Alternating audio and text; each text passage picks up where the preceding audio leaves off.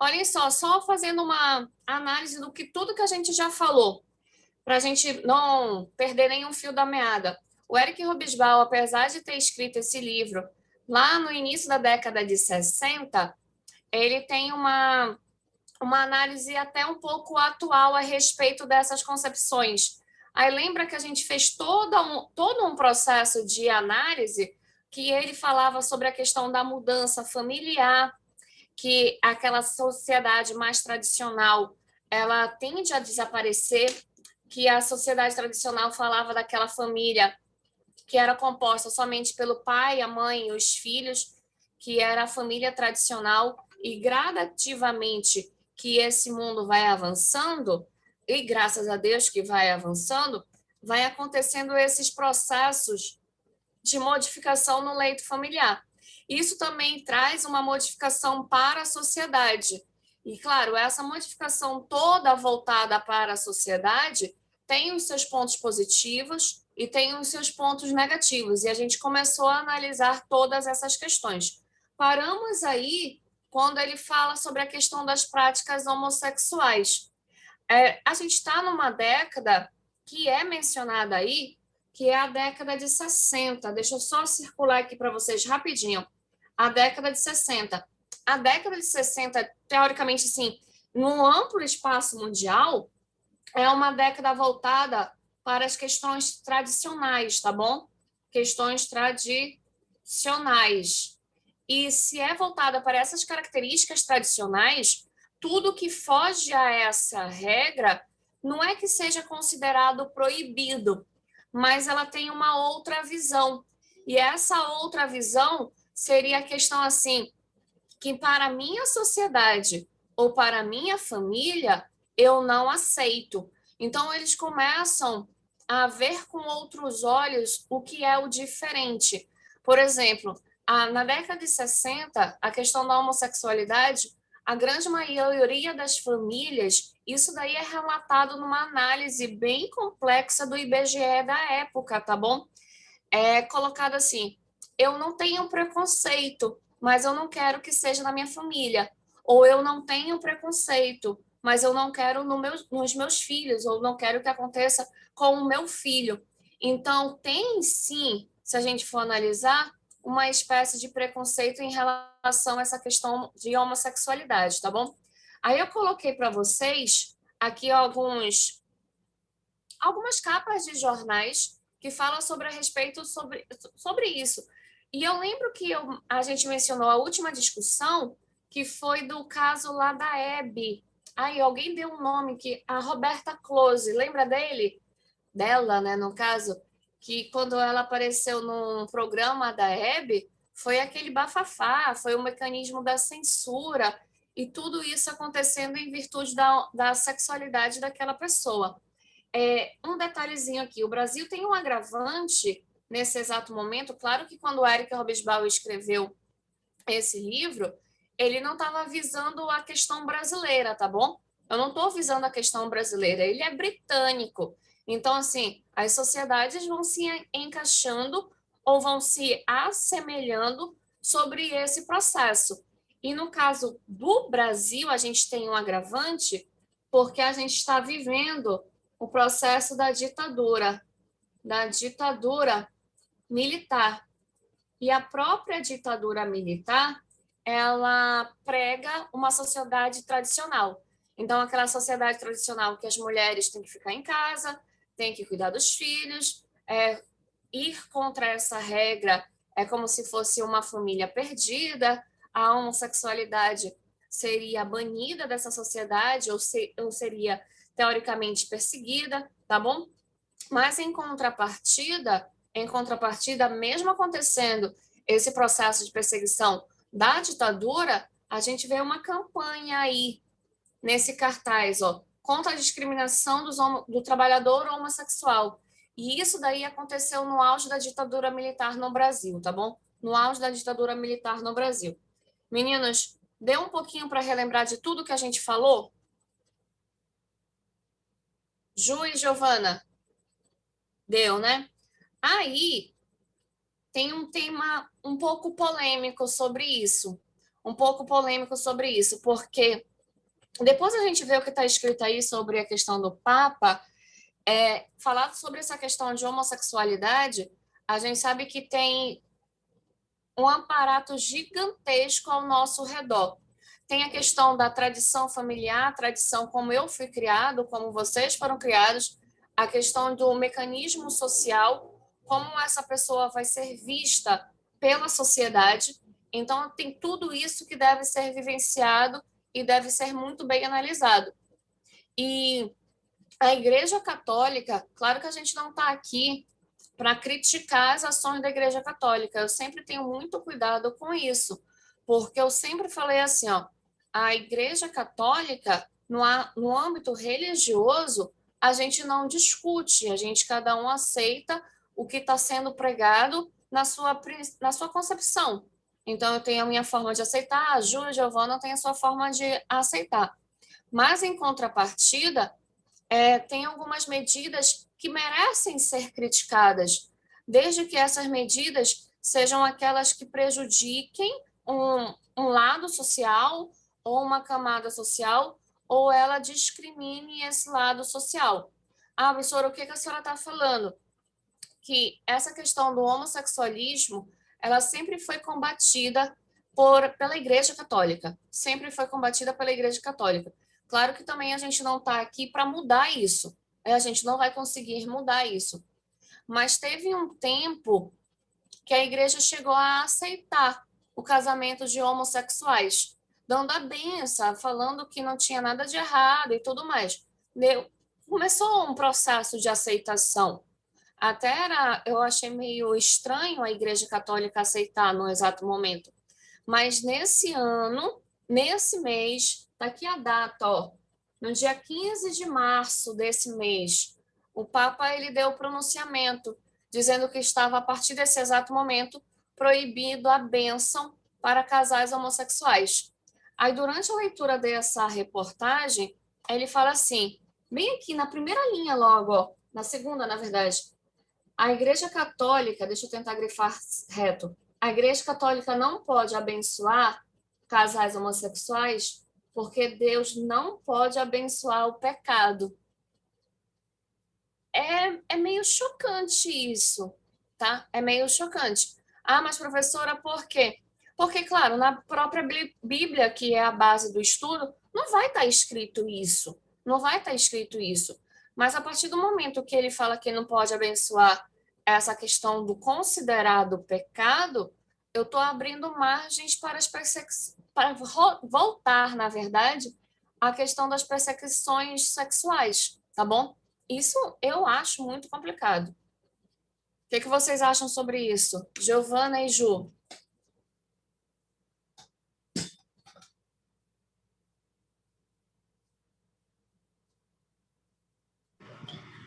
Professora, a senhora quer saber exatamente o que é, assim, se eu concordo com... Não, assim, não, Ju. Se concorda ou não concorda, eu acho que isso daí é pessoal mesmo, sabe? É bem interno. Mas esse ato de pronunciar que Deus não abençoa esse pecado, tu não acha que seria como se ele estivesse colocando uma pedra em cima do problema central e não que ele estivesse incentivando revoltas ou guerras sobre esse aspecto, mas eu estou dando margem para que isso volte a ser discutido e aquelas ofensas, violências nesse teor voltem a ser concretizado. Vocês não acham isso ou não? Bom, na minha opinião, acredito que devido a esse pronunciamento, né, com certeza vai trazer de volta, sim, esses conflitos. Eu acredito que vai, porque, de certa forma, a sociedade aceitava, né, queria isso, né, muitos lutaram por isso, e agora que novamente foi restringido, acredito que vai voltar, sim, ser muito questionado, enfim, vai gerar novos conflitos, sim. E tu, Giovana? Eu concordo, professora, com Juliana. Realmente é uma questão assim um pouco delicada e que com certeza vai gerar outros conflitos. Meninas, Aí a gente abre uma margem para questionar isso daí, porque a gente sabe dos problemas que a Igreja Católica enfrenta sobre a questão simplesmente de perseguições a respeito dessa questão homossexual, é um problema, mas os seus problemas internos. Se a gente for pegar historicamente, a igreja tem uma série de minúcias, assim, em igreja instituição, tá? Não em igreja fé. A igreja instituição tem uma série de minúcias de algumas questões que foram realizadas desde o período medieval até o período mais moderno, que, se a gente fosse analisar, seria considerado hoje essas ações desses padres, papas, pecado. Agora, uma simples ação de casais homossexuais, na minha humilde visão, eu não vejo como um pecado, mas isso daí foi a visão da Igreja Católica, tá bom? Até esse exato momento, o casamento entre casais homossexuais só vai ser permitido no civil, só vai ser permitido no civil. E o padre, papa, sabe Deus quem, ele não vai abençoar esse tipo de relação, tá bom? Considerando pecado. Aí bem aqui embaixo ele fala, ó, a Congregação para a Doutrina da Fé, o organismo doutrinário do Vaticano, emitiu a determinação em resposta a dúvidas e ações de algumas paróquias sobre a concessão de tais bênçãos como gesto de acolhimento de católicos gays, já que a igreja não permite o casamento homossexual. A resposta contida a uma explicação de 2 páginas, publicada em 7 línguas, foi autorizada pelo Papa Francisco. Segundo o decreto, homossexuais podem ser aceitos e podem receber bênçãos na igreja. No entanto, a união entre pessoas do mesmo sexo não pode ser abençoada. É tenso isso, né? Eu acho bem tenso. Não sei vocês. Professora, assim, a senhora mencionou algo logo no início aí a respeito eu esqueci qual foi a palavra que a senhora usou, que a senhora falou, não no sentido fé. Qual foi a palavra que a senhora falou? Porque é a Ju, né? Porque assim, Ju, quando eu falo também sobre a questão igreja, a gente precisa ter muito cuidado. A Isso, gente tem que isso. pensar a igreja como sendo uma instituição religiosa, Uhum. e como a igreja sendo instituição religiosa, ela está, digamos assim, à mercê de questionamentos e de críticas. Agora, quando eu penso na igreja católica ou qualquer tipo de igreja do lado institucional religioso, aí a gente não mexe. Aí a gente não mexe. Por quê? Porque eu estou mexendo na questão da fé, tá bom? A questão da fé. E a questão da fé, cada um tem a sua, cada um interpreta de uma forma. Então, assim, precisa ter esse cuidado, tá bom? Precisa ter esse cuidado. Aí, Ju, o que tu querias? Não, o que eu queria comentar é porque não só esse assunto da questão aí dos casamentos, né? Mas se a gente, ao tempo, né, que a gente estuda assim, história na escola, né, e tal, é, existem vários momentos que, de certa forma, para certos assuntos, fica nesse vai e vem, de certa forma, apoiam, aí de repente muda, né? E fica nesse vai e Uhum. vem, e que nem esse exemplo nesse caso aí do casamento aí, dos homossexuais. É Se a gente verdade. observar, né, analisar, fica nesse vai e vem. Vai e vem, parece que não vai para canto nenhum, né? Não se resolve em nenhum canto, porque assim, a gente tem que pensar, e eu sempre falei isso até para os meus alunos mesmo de colégio, que quando a gente estuda algum fato histórico, e isso daqui a gente tem vários exemplos que eu posso mencionar para vocês depois, a gente está falando de sociedade. Então, pessoas vivenciaram e sofreram esses fatos. Então, não é só um fato amarrado, tem consequências bem trágicas, entendeu? Então, assim, se a gente pegar a história da Igreja Católica, instituição igreja, durante o período medieval, então, ela cometeu dezenas de erros. Claro que a gente não vai julgar a igreja moderna, a igreja atual, sobre esses fatos, porque não foram eles que cometeram. Não foram eles que cometeram. Mas a partir do momento que a gente vive nesse mundo cercado e a gente não visa modificar sobre esse pensamento ou evoluir sobre esse pensamento, a gente está abrindo margem para uma sociedade tradicional, ainda de um certo ponto machista e de um certo ponto violenta. Por exemplo, eu tenho um exemplo assim, bem nítido. Eu estudei no colégio de freira, a minha vida todinha foi em colégio de freira, e foi pregado nesse colégio de freira que era contra a questão do anticoncepcional e contraceptivos, porque você estaria retirando uma vida. Mas, ao mesmo tempo, a gente sabe que isso daí é questão de saúde e questão de educação. Então, assim, ainda tem esse mecanismo cultural que a questão matrimonial, a questão de relações sexuais era para a procriação, entendeu? Então, assim, tem muita coisa para ser analisado, tem muita coisa que precisa ser mudado. Mas, como eu falei anteriormente, a gente está aqui para expressar essas situações, mas a gente não vai conseguir mudar o pensamento de uma grande instituição que influencia o mundo inteiro, que no caso é a Igreja Católica, né? Todo mundo, Giovana, concorda com isso? Sim, professora. É bem complicado. Esse é o nosso exemplo aí, falando do Eric Hobsbawm, quando ele fala da questão dos homossexuais, tá bom? E eu achei bem... Olha, eu mexendo sozinha na caneta, desculpa. Eu achei bem interessante que na época que eu mandei vocês lerem, foi na mesma época que o Papa deu o pronunciamento. Aí eu falei, olha, meu Deus do céu, parece que eu estava adivinhando. Mas acontece, né? Meninos, É verdade. eu fiquei feliz porque estava acontecendo o pronunciamento, mas fiquei triste com o teor do pronunciamento. Não sei se vocês me entendem isso, sabe? Bem complicado. Olha o pronunciamento agora do nosso amigo Eric Hobsbawm. Isso daí foi a fala dele, tá bom? Fala dele.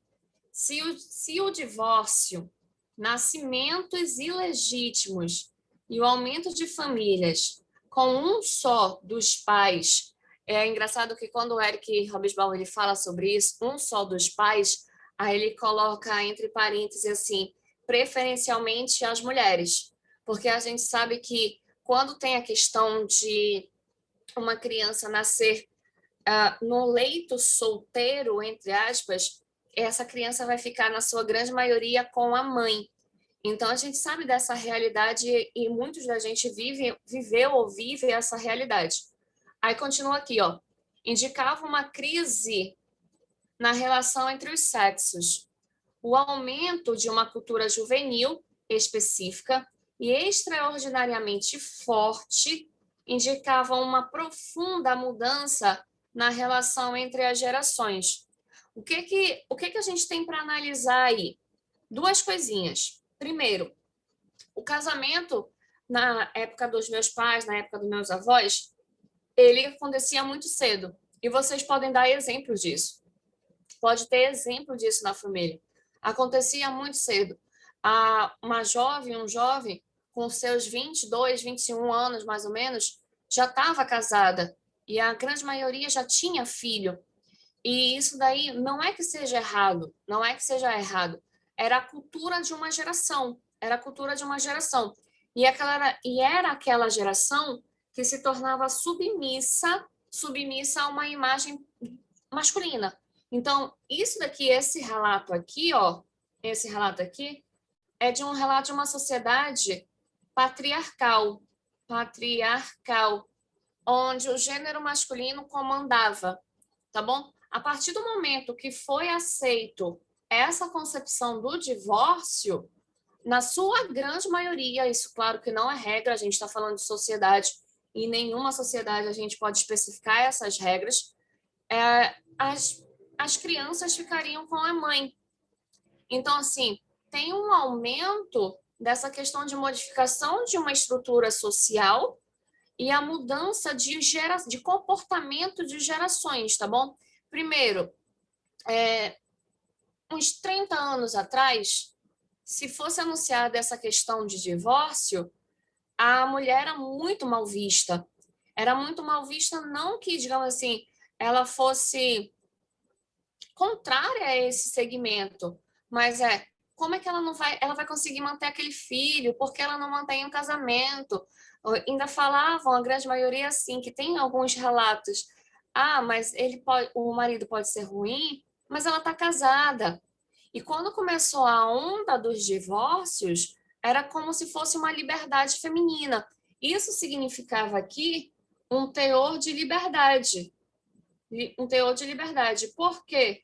Era a questão da violência física, violência psicológica, violência sexual, nas quais aquelas mulheres estavam submetidas. Então, quando isso começou a ficar cada vez mais aceito perante a sociedade, essa característica também permitiu a liberdade de expressão feminina, que elas saíram para o mercado de trabalho, procuravam se especializar, incentivar o aparecimento de novas carreiras para criar aquela criança, para criar aquele filho, mesmo que fosse com a ausência daquele marido, entendeu? Tudo bem até aí? E isso daí, eu não sei, é o que mais tem na sociedade hoje, né? É o que mais tem na sociedade hoje. E assim, eu particularmente acho legal. Não acho legal a questão do divórcio, mas eu acho legal a coragem feminina em relacionar essa questão de seguir adiante e se libertar dessas amarras, dessas angústias que ela estava inserida, né? Ju, Giovana, tudo Sim, bem? eu também concordo, professora. Toda mulher hoje, na verdade, isso para mim é algo que a minha mãe me ensinou desde nova, né? Assim, eu comecei a trabalhar com 15 anos, né? E como é diferente hoje em dia, né? Hoje, claro que hoje em dia também o mundo ele está bem diferente e proporciona, né, um leque de opções. E a questão de você hoje, né? Eu não consigo ficar sem trabalhar porque essa questão da independência, de você ter o que é seu em busca do que você quer, é fundamental para a gente mesmo, assim, né? No nosso próprio desenvolvimento. Sim. Eu concordo com isso. Eu comecei a trabalhar também jovem, um pouquinho mais tarde que tu, Ju. Eu comecei com 18. E desde os 18, eu tenho 34, eu não parei mais de trabalhar. E eu não me vejo sem trabalhar, sabe? Parece que eu tô fazendo alguma coisa de errado se eu não fizer isso. Tem a questão de independência, tem a questão também de ela se portar na sociedade, por exemplo. É, eu sou pequenininha, eu falo que eu sou pequenininha, mas eu não abaixo a cabeça para ninguém, não. Então, a gente tem que se impor, tem que colocar autoridade, claro, naquela questão do respeito, mas tem que se impor perante essa sociedade, porque cada vez mais a gente sabe que está mudando, mas tem muita coisa ainda que precisa ser modificado sobre essa questão, né? Isso é verdade. Eu brinco até com, assim, eu tenho muitos amigos, homens, e inclusive meu namorado, eu falo, olha, se aparecer um roxinho de alguém, mano, pode ser o Papa. Vai ser denunciado e vai ser assim, porque nessa época aqui, de 1960 a 1970, a agressão física ela era muito intensa contra a questão feminina. E não tinha, até tinha, não vou falar que não tinha, tinha sim para quem denunciar, mas elas tinham um certo medo de denunciar. Se hoje ainda tem medo dessas denúncias, imagine na década de 60, tá bom? Imagine na década de 60, na década de 70. Então tem muita coisa aí enraizada que algumas mulheres vivenciaram e a gente nem sequer sabe sobre isso, né? Meninas, continuando aqui, ó. Tudo que está escrito não são palavras minhas, tá? Eu já falei isso para vocês, né? Não são palavras minhas. O Eric Hobsbawm falou assim, ó, a maior autonomia da juventude como uma camada social separado foi simbolizado por um fenômeno, o herói, cuja vida e juventude acabavam juntas. Eu tenho duas coisinhas a falar sobre isso. Quais são as duas coisinhas? E são dois exemplos dados pelo próprio Eric Hobsbawm. E no Brasil a gente tem diversos exemplos a respeito disso, tá bom? Primeiro exemplo, nas gerações passadas, a figura do pai, ela era muito presente e era aquela figura de autoridade. Sendo aquela figura de autoridade, o filho tinha um certo receio de se comunicar, de falar, de se expressar com aquela pessoa, com o pai, pela questão das punições, Gradativamente, quando aquele jovem passa a trabalhar, passa a se manter, ele começa a verificar que ele não precisa daquela autoridade toda. Então, as gerações que já estão bem mais próximas da gente, a relação paterna, ela tem sim um grau de autoridade, mas ela tem um grau de autoridade menor. Então, o que significa isso? Significa dizer que o pai e o filho, por exemplo, eles começam a trocar experiências. Tem coisas que eu não vou saber e eu vou pedir auxílio, tem coisas que ele não vai saber e ele vai pedir auxílio de mim. E isso daí vai começando a se tornar a coisa mais natural do mundo. E nesse exemplo, o que a gente pode citar principalmente seria a questão da presença da tecnologia. Porque muitos deles não nasceram inseridos nessa tecnologia. Então, precisam do auxílio de um filho para auxiliá-los sobre esses elementos tecnológicos. Então, tem abaixou a guarda daquela autoridade patriarcal. A outra questão que o próprio Éric Robesbal fala bem assim, ó, o herói cuja vida e juventude acabavam juntas. Eu não sei a idade de vocês, mas se vocês se remeterem à década de 80, a grande maioria dos artistas, eles morriam muito cedo. Era por causa da questão do uso de droga, era quando estava sendo mesmo conhecida essas concepções do uso de droga. Tem a questão também relacionada à questão do aparecimento, surgimento da AIDS. Então, aquela pessoa que era considerado como o herói por grande parte da juventude, eles apareciam, tiveram a fama, tiveram a sua visibilidade e desapareceram assim no piscar de olhos por causa dessas questões. E a morte dessas pessoas também acabavam se tornando um ato heróico não pela forma da mortalidade em si, mas do que eles fizeram na sua juventude. Se a gente for citar exemplo, tem o Cazuza, Brasil. Cazuza, tem o exemplo da... Meu Deus, como é o nome daquela moça? Elis Regina, e tem outros exemplos que a gente pode citar, tá bom? Tem outros exemplos que a gente pode citar. Consegue perceber isso, Giovana e Ju? Olha, eu troquei sem querer, desculpa. Sim, professora. O único que eu lembro da morte foi o dos Mamonas, eu não lembro mais de ninguém, tá? Esses daí eu só estudei, eu não vi. Agora, quando os Mamonas morreram, eu chorei bastante, eu lembro, eu tinha 9 anos. Meninas, vocês conheceram Mamonas, né?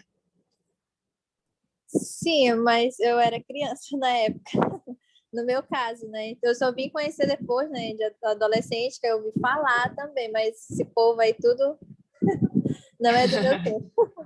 Poxa, me senti uma idosa agora, Ju. Ô, professora, né? Exagerei um pouco. Professora, mas quando eu estava lendo lá o capítulo 11, eu vi realmente essa questão desse ponto aí, né? Que, no caso, eu quero ver se eu entendi mesmo, né? Que é essa questão do pai e do filho. Ele, no caso, ele precisa da ajuda do filho, porque o filho entende da tecnologia. Aí havia uma troca. É isso de conhecimentos. E aí o pai ensinava o filho e o filho ensinava a questão da tecnologia. Isso. Só que, claro, o Éric Robesbal, ele não dá o exemplo da tecnologia. Ele dá o exemplo do emprego. Eu não sei se tu lembras disso. Ele falava assim, que, por exemplo, quando meu pai era jovem, ele precisava ajudar no trabalho, financeiramente dentro da casa. Então, a relação entre ele e o pai dele ficou sendo uma relação mais próxima por causa dessa manutenção. Aí, quando eu comecei a trabalhar, eu não precisava manter a casa. Então, a minha relação com meu pai não precisava ser uma relação de autoridade, podia ser uma relação mais próxima de amizade devido à questão dos laços, tá bom? Devido à questão dos laços. É esse o exemplo que o Eric Hobsbawm dá. O exemplo que eu acho mais fácil, isso é uma opinião minha, mas cabe a vocês, mais fácil de entender é o do uso da tecnologia, porque a gente está inserido nele. A gente está inserido nele. Então, assim, pegar uma sociedade bem patriarcal, bem radical nessas concepções, a gente consegue abaixar a guarda de todo aquele radicalismo daquelas pessoas quando tem o uso de tecnologia, quando tem o uso de tecnologia. Claro que não é tão fácil assim, tá? Não é tão fácil assim, mas é a relação que a gente tem, tá bom, Ju? Tu entendeu certo, sim. Giovana, tá tudo bem? Sim, professora. Tudo na paz, né? Aí fala bem aqui, ó. A juventude era vista não como um estágio preparatório para a vida de adulto, mas, em certo sentido, como um estágio final do pleno desenvolvimento humano. Que essa frase, ela faz relação com essa parte final aqui, tá? Eu vou só circular para vocês não confundirem. Faz relação com essa parte final aqui do próprio pronunciamento do Eric Hobsbawm. E quando fala bem aqui, ó, a juventude não era vista como um estágio preparatório para a vida adulto, isso tem significado. Ah, mas professora, qual é o significado? É porque nas épocas anteriores, e o melhor exemplo que a gente tem seria o período da Idade Média, eu não tenho, só escrever aqui, ó, eu não tenho a fase da juventude. Eu tenho a fase da criança, e logo em seguida a fase adulta. Eles não tinham a concepção da questão de, meu Deus, eu bati em tudo aqui, rapidinho. Eles não tinham a concepção da questão da adolescência e muito menos da vida da juventude, tá bom? Tanto que eles falavam que a criança seria um adulto em miniatura. E a criança sendo um adulto em miniatura, ela deveria ser tratada com a mesma evidência, com a mesma punição, com o mesmo tratamento que era tratado um adulto, tá bom? Que era tratado um adulto. Então, quando ele fala assim, ó, a juventude não era vista como um estágio preparatório para a vida adulta, era isso. Porque a vida adulta, nessa fase que o Eric Hobsbawm está dando o exemplo, meados assim de 1960, deixa eu só anotar rapidinho para vocês. Meados de 1960 até meados de 1980 tem essa característica, tá bom? Tem essa característica. Conseguiram entender isso ou não?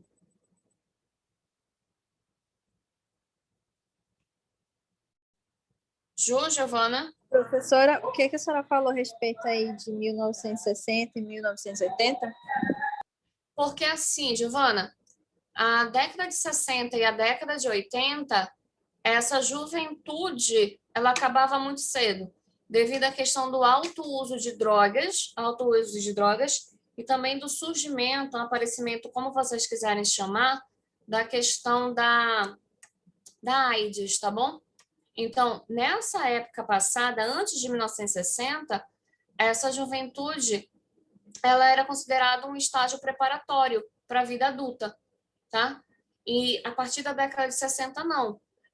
Simplesmente viver a vida. Tanto que tem uma própria frase aí que o Eric Hobsbawm dá exemplo, que era do Professora, proibir, tá? Ou era proibido proibir. Eu não sei se vocês lembram dessa frasinha que o Eric fala. Oi, Ju.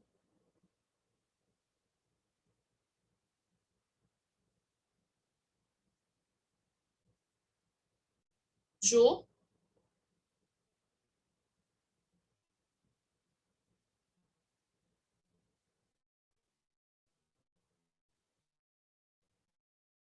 Tá tudo bem até aí, meninas? Ju e Giovana? professora tá falhando aqui para mim. Eu não entendi nada que a senhora falou, porque travou. Não sei se é a minha internet. Não, eu vou repetir. Eu não sei de onde travou. De tudo, Ju? Aqui travou um pouco também. Tá, eu vou repetir. Olhem só, eu não sei de onde travou, mas a gente repete tudo então, tá bom? O que está de roxo aí, ó. O que está de roxo aí.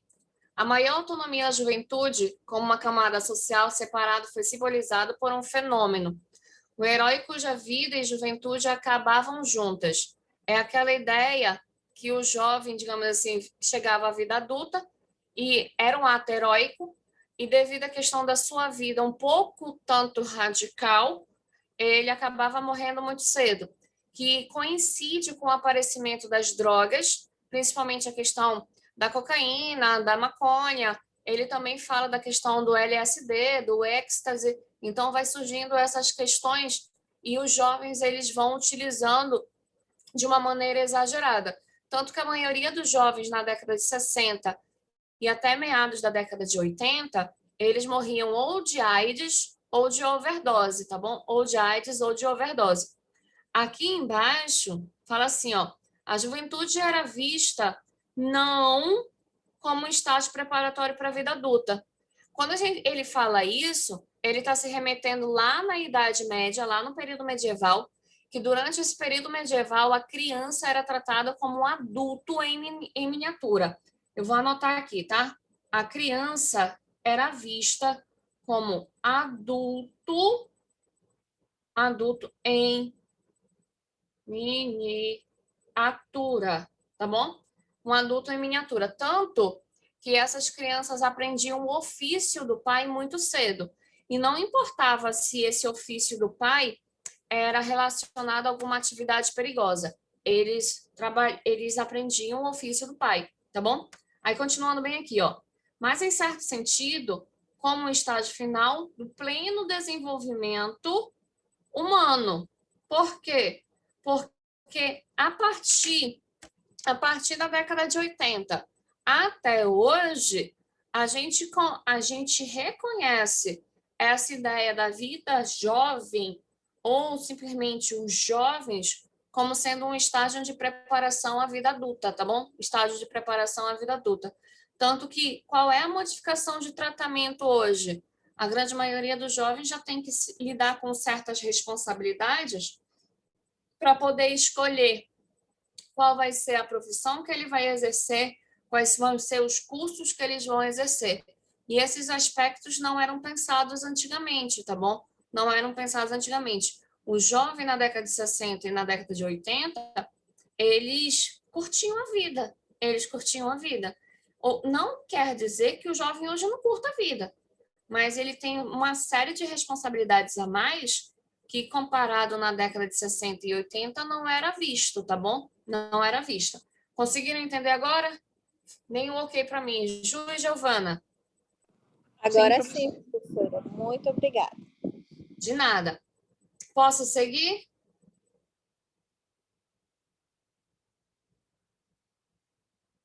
Posso, né? Cadê a Giovana? A Juliana?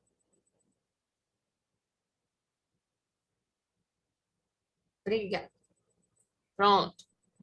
Olha, tem 3 coisinhas para a gente analisar aí. Então, a gente vai demorar um pouquinho de tempo nisso daqui, né? Primeiro, bora enumerar aqui. Primeiro, a questão do poder de uma sociedade. Poder, influência, realização e riqueza aumentavam com a idade. O Eric Hobsbawm, ele começa a citar coisas que até hoje a gente cita. Tem alguns videozinhos na internet, alguns memes na internet, dizendo assim, que na idade X você tem que ter essas conquistas, na idade Y você tem que ter aquelas conquistas. Isso é uma concepção até meio constrangedora, tá bom? Porque isso daí não é uma linha marcada do que eu tenho que fazer até certa idade. Isso daí tem uma variação de pessoa para pessoa. E a gente bem sabe disso, tá bom? O problema é que muitas vezes a gente se deixa levar sobre essas concepções e acaba se frustrando. E isso é muito grave, né? A questão da frustração. Aí, continuando a fala dele, ó. O poder, influência, realização e riqueza aumentavam com a idade. Provava uma vez mais que o mundo estava organizado de forma insatisfatória. Por quê? Por que era considerado de forma insatisfatória? Porque qualquer pessoa que fugisse a essa regra era considerado como um incapaz ou como simplesmente que ele não tivesse conseguido êxito nas suas concepções, não tivesse conquistado nada.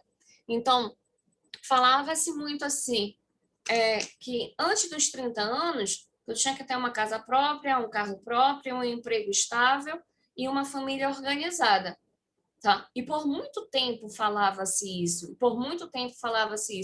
tanto que nas regiões norte-americanas e na região europeia, quando aquele jovem completava 18 anos, os pais já mandavam para fora de casa. A cultura da universidade norte-americana é uma cultura que o filho tem, digamos, 18 anos, ele vai cursar seu curso universitário e já vai morar sozinho, para ele ter as responsabilidades, para ele ter o crescimento pessoal e a sua organização. Só que a gente esqueceu de um certo detalhe. Isso não é regra, tá bom? Isso não é regra. Vai ter, sim, pessoas que vão se adaptar a isso de uma maneira muito tranquila e vai ter pessoas que não vão se adaptar a isso de maneira muito tranquila e tudo bem. Só que falar esse tudo bem na década de 80, na década de 60, era bastante complicado, tá bom? Era bastante complicado. Conseguiram perceber isso ou não? Sim, professora. E até hoje falam sobre isso, né? Tem uns videozinhos na internet, de vez em quando eu fico vendo, só para esparecer, e fala assim, que antes dos 30 anos você tem que ter conquistas X. Depois dos 30 anos, essas outras conquistas. Isso não é regra, isso vai variar de pessoa para pessoa. Mas não é por isso que a gente vai delimitar aquela pessoa como, digamos, um incapaz ou não, né? Um incapaz ou não. Meninas, o segundo pontinho aqui, ó. O segundo pontinho aqui. O que os filhos podiam aprender com os pais tornou-se menos óbvio do que os pais não sabiam e os filhos sim. Inverteram-se. Ai, eu grifei em cima, desculpa. Inverteram-se os papéis das gerações. O que significa isso? Antigamente, os pais ensinavam os filhos. E hoje, os pais iniciam ensinando os filhos, mas gradativamente os filhos aprendem muito mais elementos, tem muito mais informações, o acesso à informação é muito maior e eles acabam ensinando os seus pais. Então, tem uma inversão de papel, tá bom? Tem uma inversão de papel. Tá tranquila essa informação? Sim, professor. Aí entra o exemplo da tecnologia, Ju. Entra o exemplo da tecnologia aí, se a gente quiser mencionar com calma e tranquilidade. Consegue perceber isso, Ju? Sim, professora, é verdade.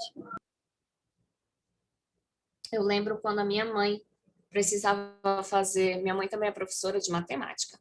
Aí, quando ela precisava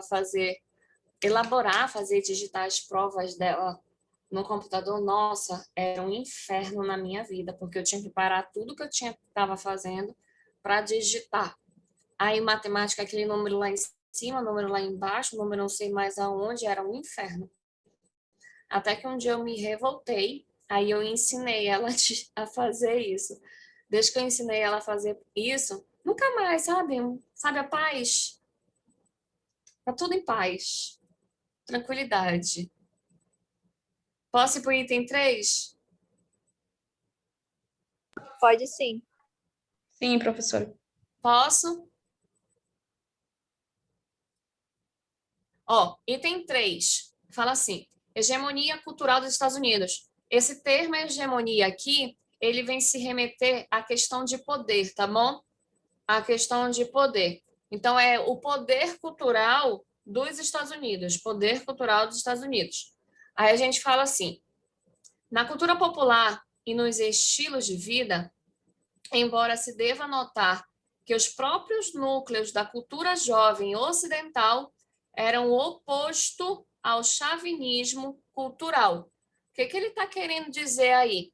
Que por muito tempo, talvez até hoje, a cultura norte-americana prevaleça sobre as outras culturas, através da influência jovem sobre esses aspectos culturais. O que a gente chamava, e eu coloquei até mais para frente, porque mais para frente ele cita de novo, o que a gente chamava de estilo de vida americano. Todo mundo queria ser ou seguir aquele estilo de vida americano que seria considerado o melhor, ou despertava um certo glamour perante as outras sociedades, tá? Perante as outras sociedades. Tudo bem nisso? Sim, tudo certo. Eu lembrei agora, eu tô rindo porque eu lembrei agora do exemplo que o Eric Robesbal dá e a gente pode trazer para hoje. Pelo menos eu vivenciei essa época, eu não sei se vocês vivenciaram, que ele fala muito da questão das bandas de música norte-americana que acabavam influenciando diversas gerações. E essas bandas de música eram, na sua maioria, compostas por jovens, assim, prodígio, que eles cantavam, dançavam, tocavam, faziam tudo, e eles eram considerados os heróis daquela geração, tá bom? Os heróis daquela geração. Então, ele dá esse exemplo dessa cultura. Por quê? Porque esse aparecimento tinha também uma questão comercial muito forte. Porque se você queria ser igual àquela pessoa, igual aqueles membros daquela banda e tudo mais, você queria se vestir igual, ter os mesmos tipos de tecnologia, ter os mesmos tipos de vestuário, acessórios, vocabulário. Então, essa cultura norte-americana acaba influenciando todos os mecanismos culturais mundiais, tá bom? Mundiais. Eu não sei se vocês vivenciaram isso, mas na época que eu era adolescente tinha os Backstreet Boys, qual era o outro, meu Deus? N5, tem mais, que eu não lembro. E eles acabavam influenciando. Todo mundo queria ser igual a eles, tá bom? Todo mundo queria ser igual a eles. Vocês não viveram isso, né?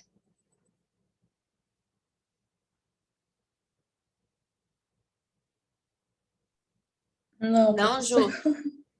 Não. Cara, eu sou muito... Aquela assim, sou muito idosa, então, muito idosa. Sandy Júnior também, tá? O Sandy Júnior influenciava bastante. Aí eu acho que, falando em Sandy Júnior, vocês não também, né? Mas tudo bem, fico Na aqui. verdade, professora, acredito que até hoje ainda, de certa forma, aconteça isso, né? Porque cada pessoa gosta, né? Tem seus estilos e, de certa forma, se identifica ou gosta, né? E aí acaba seguindo. Depende, varia Você quer muito. ser igual, né? E se você se inspira também, ver como modelo, varia muito. Independente da geração, eu acredito que isso ainda aconteça. Eu acho que acontece também. É que agora eu sou velha, eu falo que eu não acompanho mais, tá? Eu acompanho da minha época, acompanhei e acompanho da minha época, mas hoje em dia não sei mais nem quais são as bandas que estão aí fazendo essa influência cultural. Mas isso é um detalhe, né? Meninas, olhem só. Olha o que o Eric Robesbal fala. Fala assim, a cultura jovem, acho bem interessante essa fala, a cultura jovem tornou-se a matriz da revolução cultural. Ah, mas professora, por quê? Porque é isso que, eu acho que foi a Juliana Giovana, não sei quem falou, que falou, que é a questão da influência. Até hoje, esses mecanismos da cultura jovem acabam influenciando toda uma modificação ou uma permanência dos estilos culturais. E esses estilos culturais são simples, tá? Estilos culturais simples. a questão do vestuário, a questão da linguagem, a questão simplesmente de elementos culturais como música, dança, poemas, e também a questão da manifestação cultural como a questão simplesmente de emprego, profissão, tá? Emprego ou profissão. Aí ele fala bem logo em seguida, esse pronunciamento, que eu achei também interessante, e a charge para a gente analisar, tá bom? Ele fala assim, ó, todo mundo tinha de estar na sua. Esse estar na sua é aquela ideia de ser aceito, no grupo. Todo mundo queria e fazia de um tudo para ser aceito nesse grupo, né? Então, todo mundo tinha o direito, tinha de estar na sua, com o mínimo de restrição, externa. Porém, a pressão dos pares e a moda impusesse uniformidades, pelo menos dentro dos grupos de pares e subculturas. O que ele está querendo relatar aí? Que essa revolução cultural, organizada pela essa matriz jovem, tinha também as suas regras, tinha e tem as suas regras, que seriam seria essa regra de aceitação que todos os integrantes deveriam ter a mesma aparência, os mesmos dons, os mesmos uniformes, tudo bem detalhado, que senão ele não seria aceito pelos grupos. E se ele não fosse aceito pelo grupo, acabava por formar as chamadas subculturas. E essas subculturas, elas não eram aceitas por aquele grupo social, tá bom? Por aquele grupo social. E isso, assim, tem um ponto positivo e tem um ponto negativo. O ponto positivo seria simplesmente a organização de grupo, que a gente sabe que o jovem precisava se tirar aquela questão individual, então se reunir em grupo era necessário, e o outro mecanismo tem a questão da desvalorização. Como assim? Se eu não fosse aceito pelo grupo, eu poderia sofrer discriminação, poderia sofrer ações de violência, poderia sofrer o que a gente chama de hoje de bullying, tá bom? O que a gente chama hoje de bullying. Então, assim, tinha um padrão social a ser seguido, tá bom? Talvez ainda tenha esse padrão social dentro do grupo jovem a ser seguido. Eu coloquei aí essa charge, eu não sei se dá para vocês verem, e fala bem assim: Graúna tem outra coisita, não que tem outra coisita, mas não torna inviável o sonho de voar. Você é da geração das graúnas, que já nasceu sem asas. Aí ele coloca aí as asinhas, aí a juventude é uma caixinha de segredos, porque seria essa ideia do padrão, tá bom? Essa ideia do padrão. E hoje em dia a gente sabe que tem o padrão, se torna um pouco mais grave esse padrão, porque da característica da questão da violência, tá bom? Da violência entre os membros do próprio grupo. Giovana, tem alguma coisa a falar sobre isso?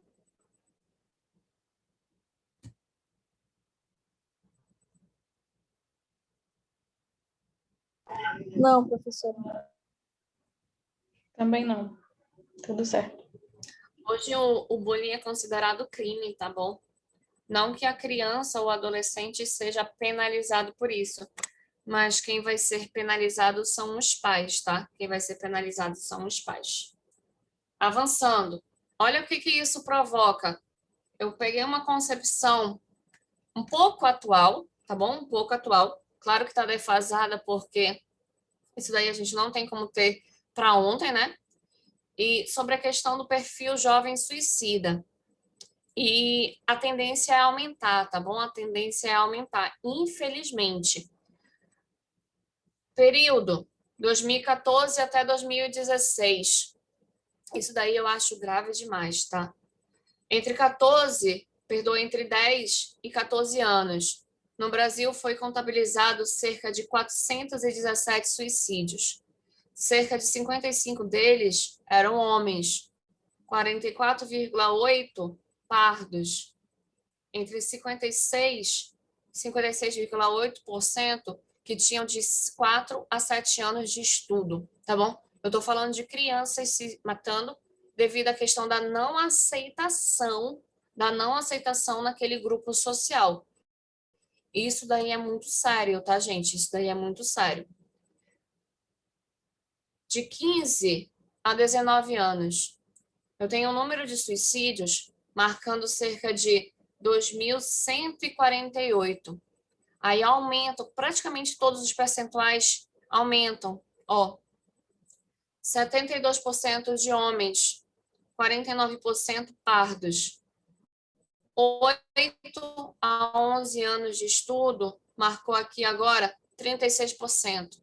De jovens entre 20 e 29 anos, que a gente pensa que não está suscetível a esses fatores sociais, mas está, tá bom? Mas está.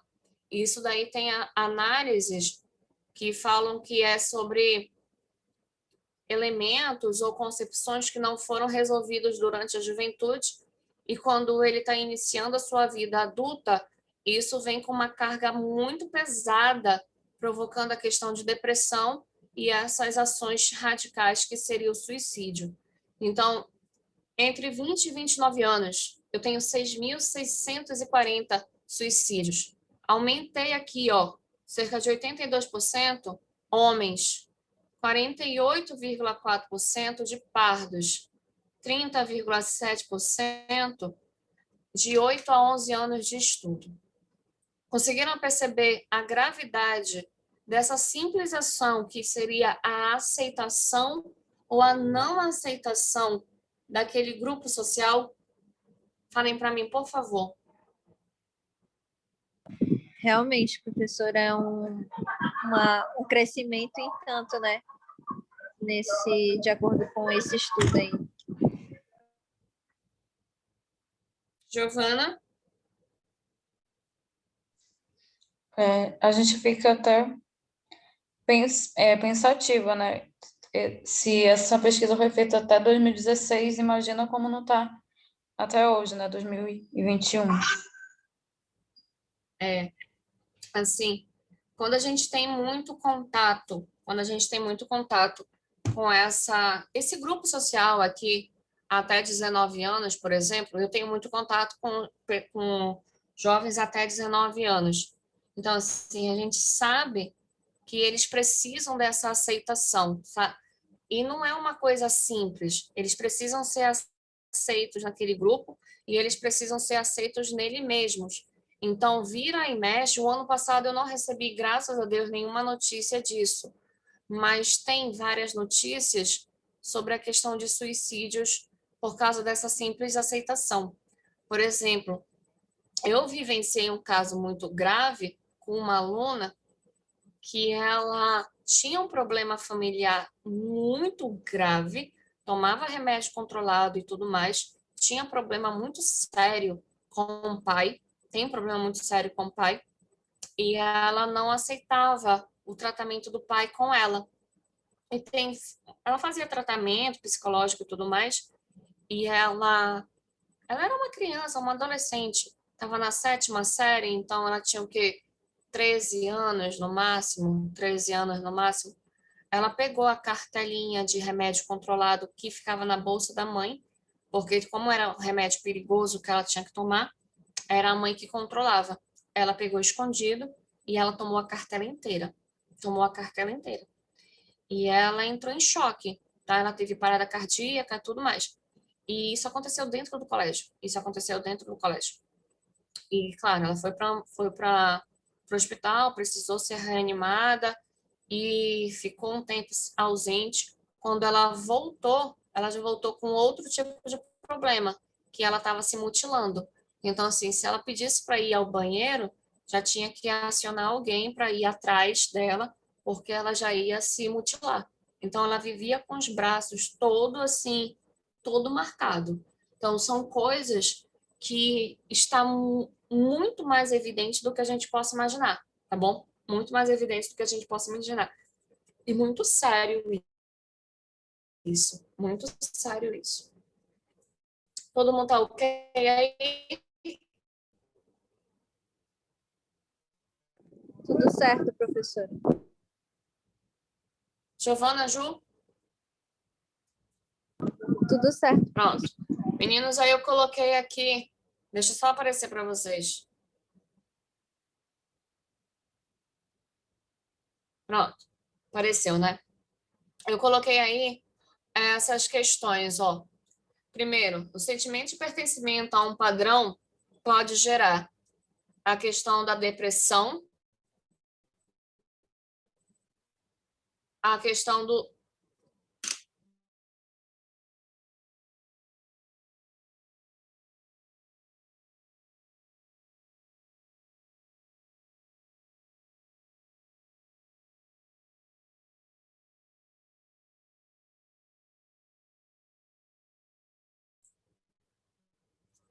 Caí, mas voltei rápido, graças a Deus.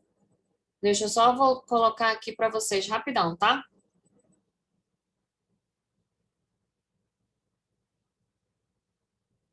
Eita, que olha onde apareceu. A gente já tá bem avançado.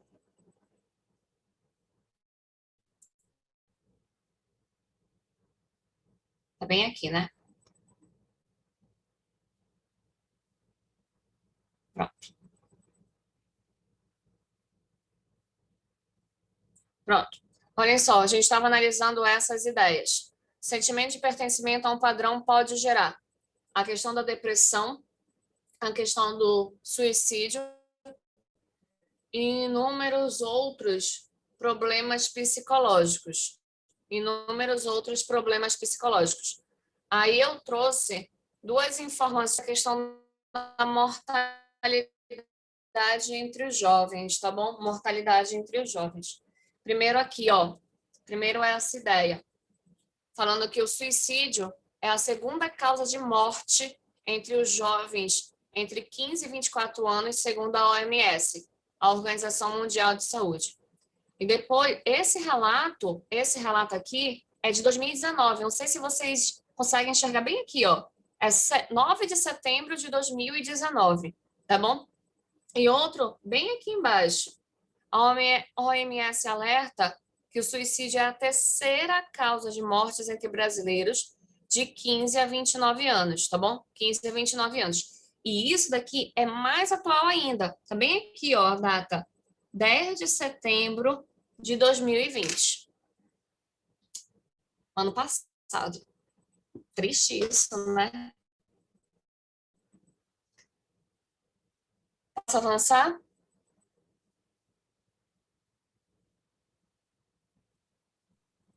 Posso ou não? Pode, professora. Posso, né? Peraí que o meus negocinho que eu vejo vocês falando tinha apagado. Pronto. Olhem só, meninas. O que a gente já falou, mas aí, como o Eric Robesbal ele levou essa sequência, eu coloquei aí, tá? Respeitando a sequência de pensamento do Eric Robesbal. Ele fala assim, ó, a versão americana de promover o estilo de vida americano. É só uma questão assim histórica. Isso começa a acontecer, começa a acontecer em meados de 1929, tá bom? Em meados de 1929. Na década de 20, os Estados Unidos ele é uma das maiores potências mundiais, tá bom? Uma das maiores potências mundiais. E ele está começando a produzir os principais equipamentos que despertam interesse de todo mundo.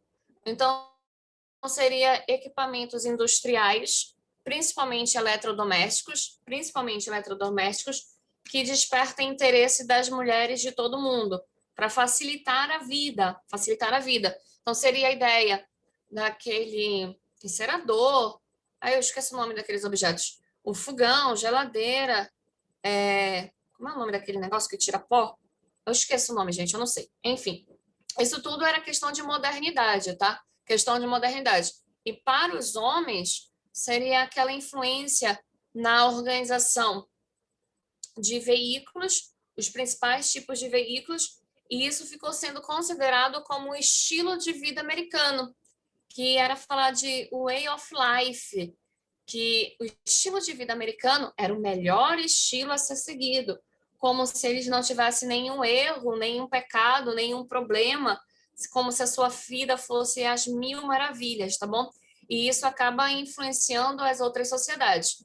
No caso brasileiro, a gente teve essa influência muito forte, muito marcante, e em algumas regiões, inclusive, esses elementos, eles não tinham nenhuma utilidade, porque em algumas regiões, nem no Brasil, né? Nem energia elétrica tinha, mas as famílias compravam, mesmo sem ter utilidade, sem ter funcionalidade, para se assemelhar ao estilo de vida americano, tá bom? Tudo bem até aí? Alguns desses elementos a gente carrega no nosso cotidiano até hoje, tá? Surgiu aí a questão do freezer, o fogão elétrico, o micro-ondas, o aspirador de pó, a enceradeira, máquina de lavar, tudo isso para facilitar a vida doméstica, tá bom? Facilitar a vida doméstica. E, claro, tem outras consequências. Facilita a vida doméstica e automaticamente retira a mulher da questão doméstica e ela começa também a participar da vida política, vida econômica, procurar emprego, entendeu? Então, é muito mais amplo do que a gente possa imaginar, tá? Tudo bem até aí? Sim ou não? Sim, professora. Tá de boa, né? Olhem aí, tem duas informações grandes do Eric Hobsbawm. Grandes, mas não difíceis. Talvez a gente já tenha até falado. Primeira informação aqui do Eric Hobsbawm. Na década de 50, os jovens da classe média e alta começaram a aceitar a música. Olha, a gente até falou sobre isso. As roupas e até a linguagem das classes baixas urbanas, ou que tornavam portais como seu modelo. Isso daqui começa uma concepção ou uma ideia de valorização, vou colocar bem aqui, tá? Uma ideia de valorizar as subculturas, tá bom? Peraí que tá dando instabilidade na minha internet aqui. Coisa mais chata, né? Vou tentar colocar de novo, tá?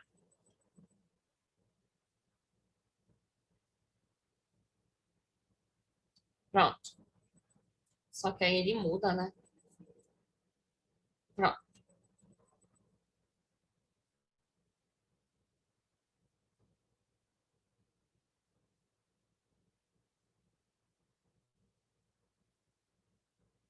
Aí.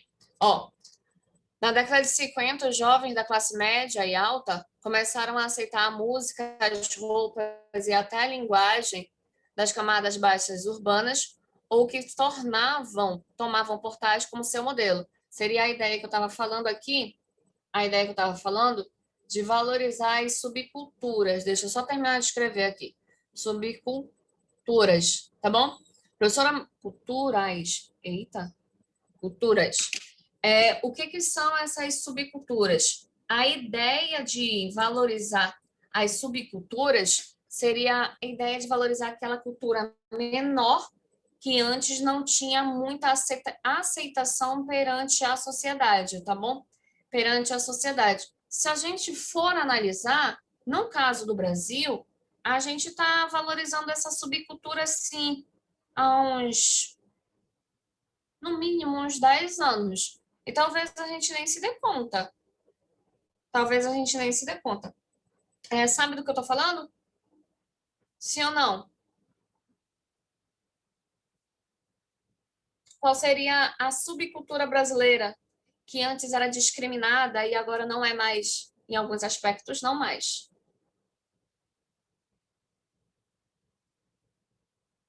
Sabe qual é, Ju e Giovana?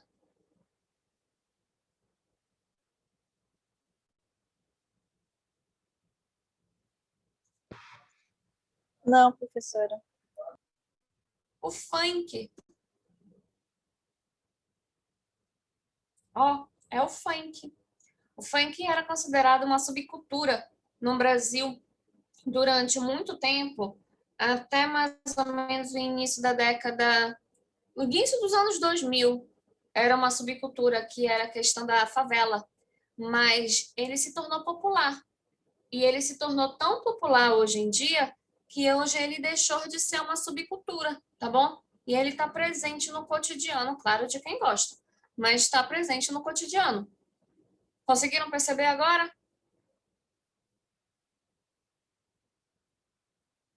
Agora sim. Sim ou não? Né? A Anitta da vida fez esse milagre. Ó, outra informação aqui do Eric Robesbal. O estilo informal foi uma forma conveniente de rejeitar os valores. A minha coordenação motora está ótima.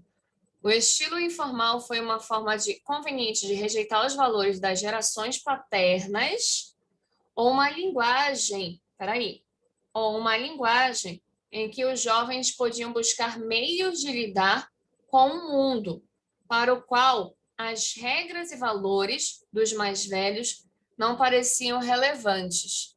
Vocês entenderam o que o Eric queria falar? Sim ou não?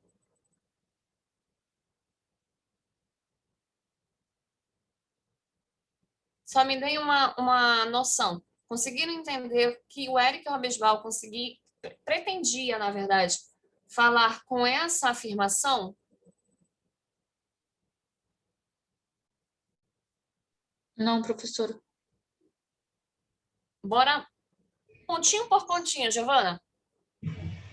O estilo informal foi uma forma conveniente de rejeitar os valores das gerações paternas.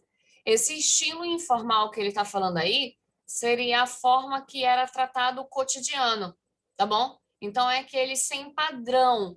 Eu não tenho um padrão de vocabulário, eu não tenho um padrão de relação, eu não tenho um padrão de conveniência. Então é o estilo informal. Foi uma forma conveniente de rejeitar os valores das gerações paternas. Ah, mas por quê? Porque essas gerações paternas aqui são as gerações extremamente tradicionais.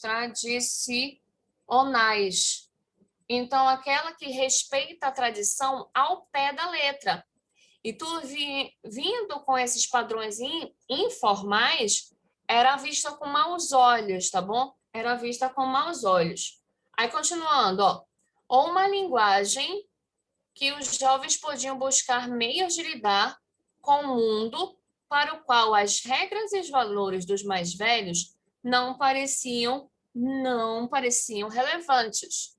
O que ele está dizendo? Que esse estilo informal de vocabulário, estilo informal de vida, de conversa, de tratamento e tudo que é relacionado a esse respeito, ele gerou uma conclusão, e uma conclusão assim, de uma certa forma, de um ponto falso, de outro ponto verdadeiro, dependendo da sua análise, que a gente não precisava da cultura mais antiga, ou que a gente não precisava dos padrões e das regras, dos valores dessas pessoas mais velhas, como se esses jovens soubessem de tudo e pudessem resolver tudo em todos os aspectos sem se preocupar, sem ter aquela noção do conhecimento dos mais idosos, tá bom? Dos conhecimentos mais idosos.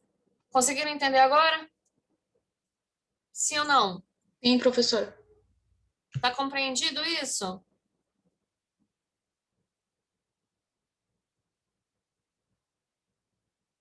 Tá compreendido, né? Posso avançar? Só um minuto, professora, que eu estou terminando de copiar. Tu me avisa, tá bom, Ju? Por favor.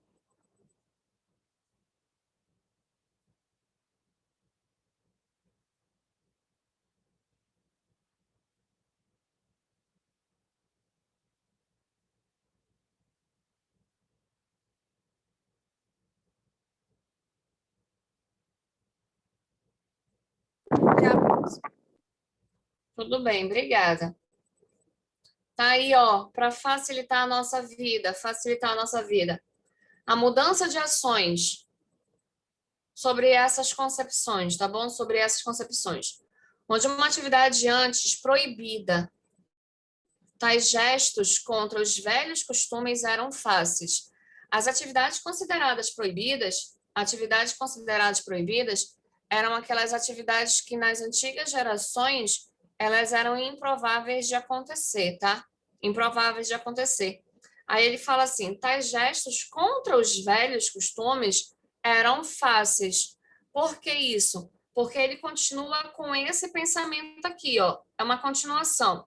Onde era tolerado, oficial ou não oficial, exemplo de relações de lesbianismo. Olha o outro tema polêmico. O fato de que era um gesto tinha de ser especialmente estabelecido. O que que ele está tentando declarar aí? Que essas velhas concepções, elas não aceitavam esses atos considerados como modernos juvenis.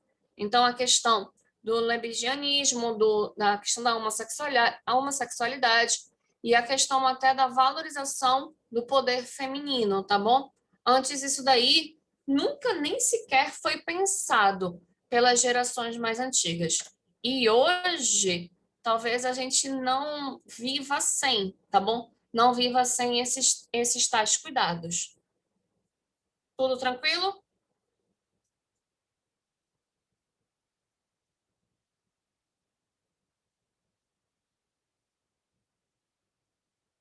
Sim ou não? Não, professora, a senhora poderia explicar novamente, por favor? Sem problema, Ju. De uma maneira mais simples, Juliana, sem ler o que está escrito aí, porque às vezes essa linguagem mais formal acaba prejudicando a gente, né? O que ele está querendo falar é o seguinte, que a sociedade precisou modificar. E essa concepção da modificação da sociedade, ela não era aceita e ela não foi facilmente aceita pelos mais velhos, pelos mais idosos. Quais são essas concepções? As ações de tratamento feminino, o simples fato da mulher ter conquistado, almejado poder econômico, poder social, poder político, essas relações de poder, porque nas concepções mais antigas a mulher deveria ser considerada e manter essa consideração como sendo um objeto, essa seria a palavra usada, apesar da gente não gostar, e também a ação da questão da sexualidade. Falar sobre a questão sexual, sobre a questão homossexual com as camadas mais idosas seria uma ideia muito surreal, tá bom? Uma ideia muito surreal. Então, isso daí não era aceito, era considerado como besteira. E, gradativamente, quando essas gerações vão se fixando, vão se intelectualizando e vão se informando, isso vai ganhando outros gestos, vai ganhando outra perspicácia. Então, a gente não aceita mais atitudes de agressão sobre ambos aspectos. Agressão sobre a questão feminina, agressão sobre a questão sexual, agressão sobre a questão religiosa ou sobre a questão racial, tá bom? Ou sobre a questão racial. Tanto que, se vocês conversarem com uma pessoa mais idosa, com, digamos assim, com seus 80 e pouquinhos anos, ela vai ter citações na sua fala de preconceito, mas não, desculpa, não que ela seja realmente preconceituosa, ou não que ela realmente, digamos assim, queira cometer essas ações, mas na sua fala ela comete esses pequenos deslizes. Deslizes como o quê? De falar que não aceita a questão do homossexualismo, falar que não aceita a questão do negro, tá bom? E quando você questiona, eles nem percebem. Por que isso? Porque já está enraizado, já está enraizado. Aí eu até brinco o seguinte, eu não vou mudar aquela pessoa, ele já é idoso. O que a gente precisa entender é, tu não vai brigar com ele por causa disso, porque ele não está percebendo a gravidade do problema. Claro que se tiver uma ação muito mais, digamos, que fere muito mais essas concepções, uma chamada de atenção nessas pessoas, ela surte efeito, tá bom? Ela surte efeito. Mas na sua grande maioria das vezes, elas nem percebem. Eles nem percebem. Compreendeu agora, Giovana e Ju? Sim ou não? Ficou melhor, compreendi sim. Tá de boa, né? Posso avançar? Pode. Posso? Olhem, coloquei aí 3 pontos extremamente importantes sobre essa questão para a gente, tá bom? Sobre essa questão para a gente. Primeiro, fala sobre uma questão aqui de direito penal. Ó, ofender alguém em virtude da sua orientação sexual é considerado crime. A conduta pode se enquadrar no delito da injúria, que é o artigo 140. Injuriar alguém ofendendo a dignidade ou o decoro, pena detenção de 1 a 6 meses ou multa. Eu, particularmente, acho muito pouco a pena sobre a gravidade do delito, tá? Sobre a gravidade do delito. Mas é muito difícil você justificar, você, assim, provar a ação da injúria. Mas injuriar alguém sobre a questão da orientação sexual é considerado crime, tá? Muitas das vezes, aquela pessoa ela não denuncia, e a gente sabe muito bem disso, ela não denuncia, mas ela está sendo vítima de um crime. Outra questão bem importante para a gente, ó, bem importante para a gente. Ensinar gênero e sexualidade é papel dos pais e da escola. Aí olha o que está aqui. É importante que este tema esteja na escola desde a educação infantil até o ensino superior, passando pela formação do docente e até pelos materiais educativos. Uma criança que chega em casa e só conhece uma única forma de convívio com o outro, tem na escola a oportunidade de descobrir outros modos, que não necessariamente o preconceito e a violência com que lhe é diferente. Perceberam a ideia aí? Eu acho interessantíssimo essa ideia, porque a criança não é preconceituosa. Então, se a gente começar a lidar com essas concepções com a criança, ela, ela vai perceber que é diferente, ela vai entender que é diferente, mas para ela tá normal, para ela tudo bem, tá bom? Porque o preconceito muitas das vezes está na fala dos adultos, tá bom? E isso vai gerando gradativamente ações de discriminação, de violência, de perseguição. Aí eu coloquei do lado um problema bem trágico, tá bom? Para a gente trazer e a gente sempre relacionar. Olha só, a questão em 2015, 6 anos atrás, né? 6 anos de defasagem. Então, esse número está muito maior hoje, tá? Esse número está muito maior hoje. O Brasil teve 318 mortes associadas à LGBTfobia em 2015, ou seja, uma morte a cada 24 horas. Uma morte a cada 24 horas. A gente pensa que é pouco, mas assim, são as mortes que foram computadas, né? Tem muitas mortes aí que a gente sabe que o Brasil é uma nação continental na sua extensão, então a gente tem mortes que não foram computadas com isso, tá? Aí, olha só, a maioria das vítimas é de São Paulo, onde aconteceram 55 assassinatos. As vítimas têm entre 13 e 74 anos de idade. Proporcionalmente, travestis e transexuais são os mais vitimizados dessas questões. Os trans assassinados de 2015, Brasil, 119, comparado aos Estados Unidos, apenas 21. Então, a gente está numa questão bem mais grave, tá? Se isso daí tem 6 anos, a situação atual é bem pior do que essa, tá bom? Bem pior do que essa. Tudo bem? Certo, professora. Tudo certo. Posso avançar?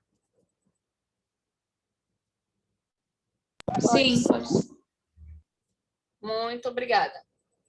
Olha o que a gente já falou também.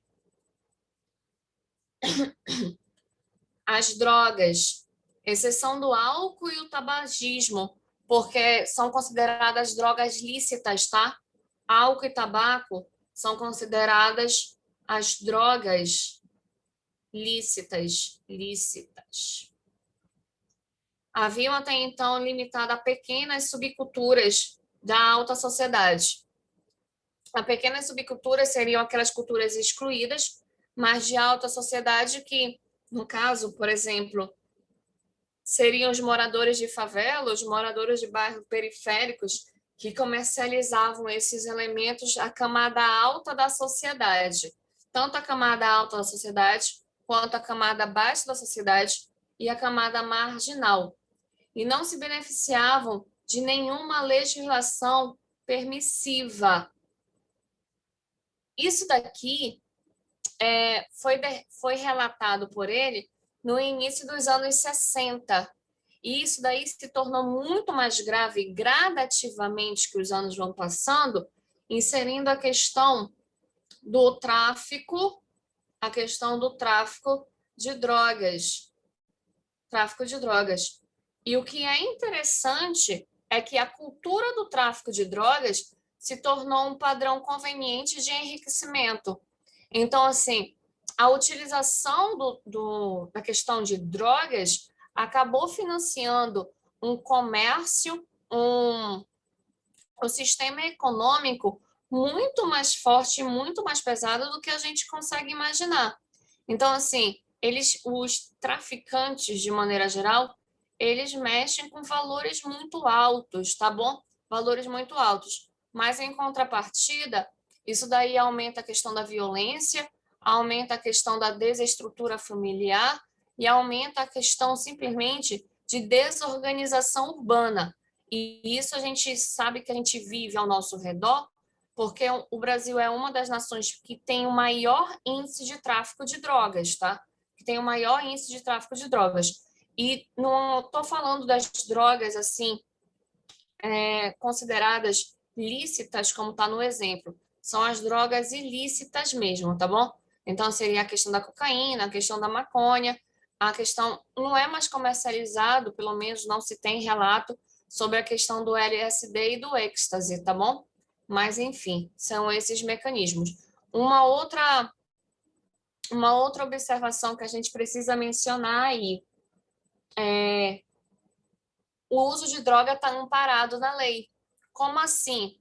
Eu usar droga não é crime. Eu traficar é crime. Então, se eu for pego com uma quantidade que, pela lei, isso daí seja considerado como uma quantidade de tráfico, aí eu já sou um criminoso. Agora, se eu estiver carregando na minha bolsa um pozinho pequenininho, isso daí não é considerado crime. Deu para perceber a diferença? Sim, professora. E a gente está mergulhado nisso, né? A gente está mergulhado nisso. Eu não lembro o ano, mas teve um ano aqui em Manaus que teve uma guerra do tráfico.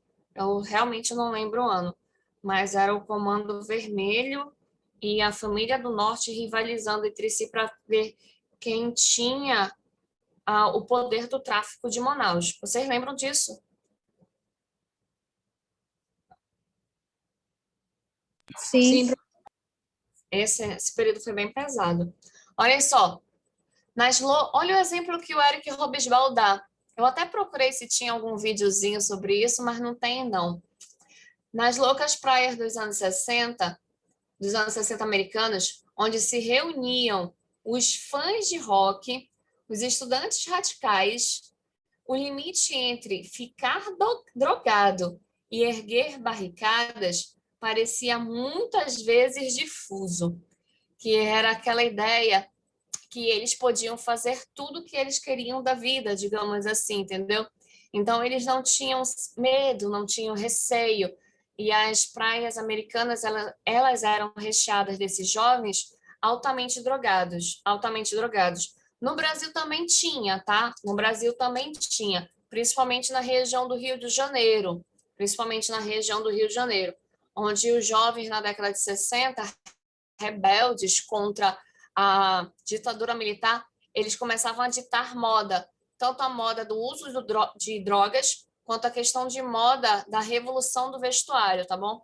Que o vestuário ele acabou interferindo muitas vezes sobre essa questão da modificação de pensamento, tá? Principalmente o vestuário feminino. Meninos, Ju e Giovana, esse cenário tá tranquilo? Sim, professora, tranquilo. Tranquilíssimo, né? Posso? Sim. Só um minutinho. Sim, senhora. Me avisa, tá?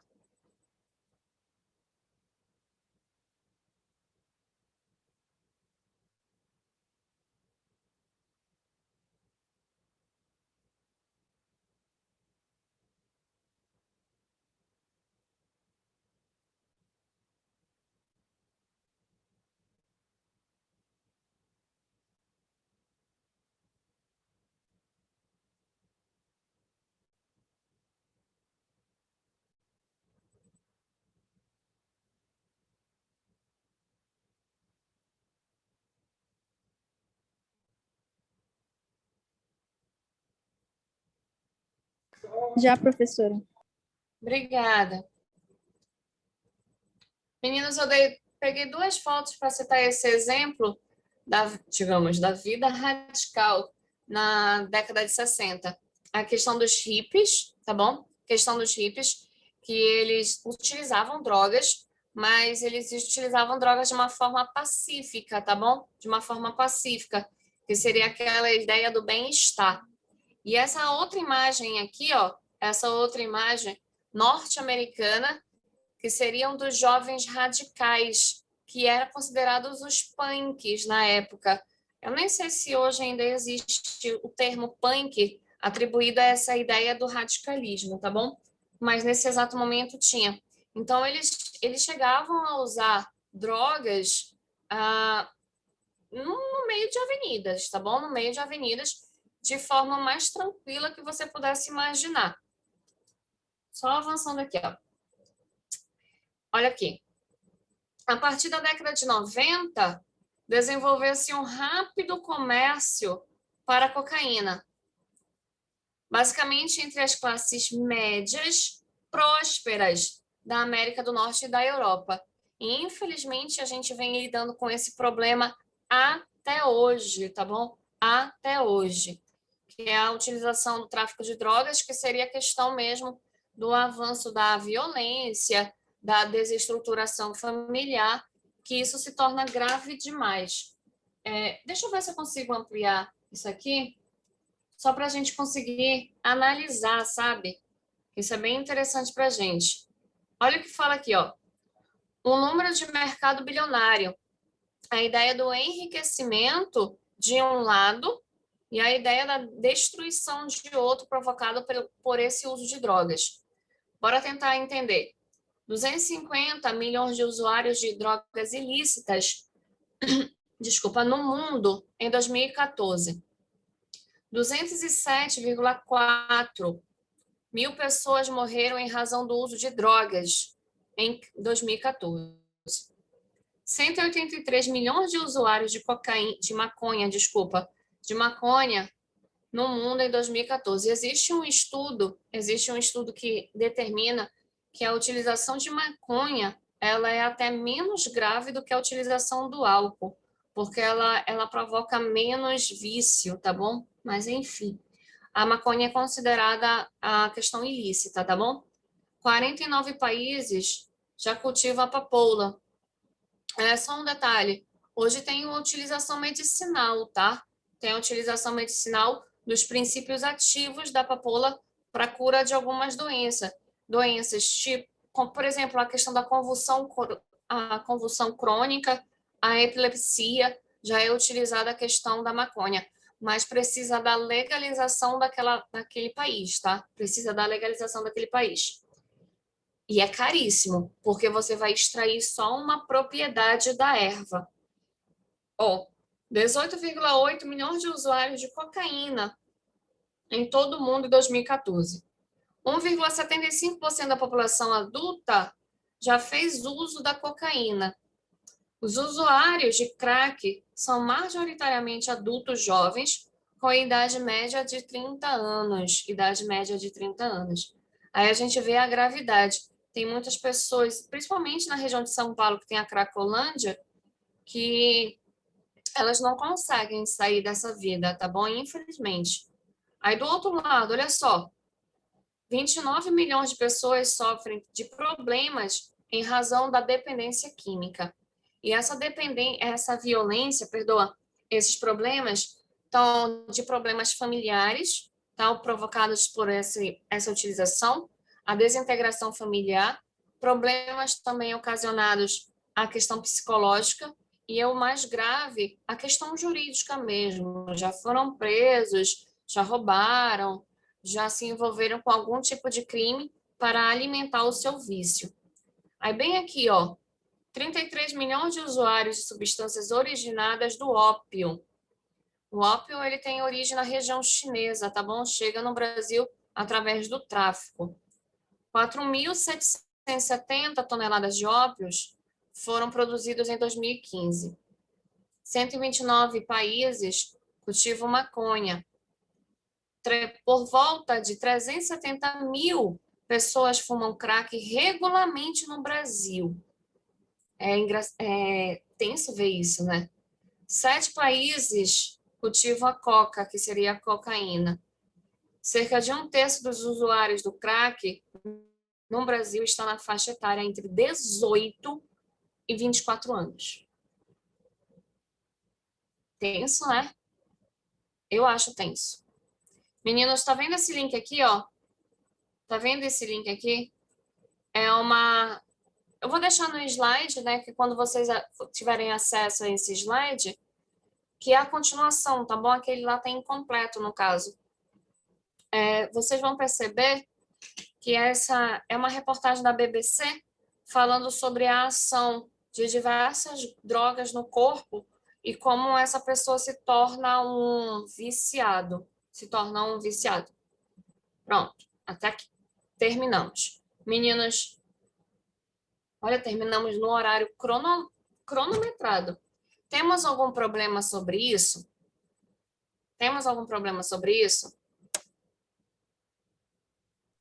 Não, professora. Tudo certinho. Sim ou não? Não, professora. Não? Olhem só, rapidinho. No final de semana, eu vou colocar esse material. Eu não prometo para amanhã, tá? Por isso que eu falo no final de semana.